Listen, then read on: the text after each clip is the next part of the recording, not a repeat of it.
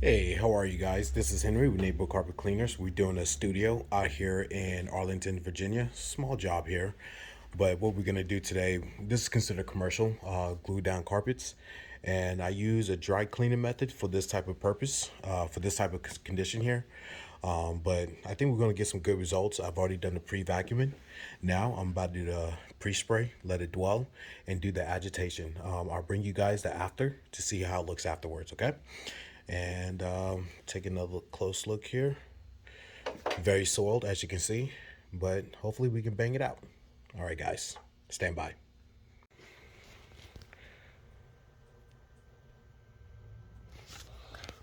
All right, so we're all done here in Arlington, Virginia. This is Studio One. As you can see, it is looking amazing. Let me take you to Studio B, and you can see the difference with that. You see these little darker spots? Those were gum removal, but it's definitely clean. It's not a stain. So looks really, really nice. Stand by. Right, and here is Studio B. Perfection. This looks amazing. I'm pretty sure he's gonna be happy. He's gonna be very, very ecstatic and very, very pleased.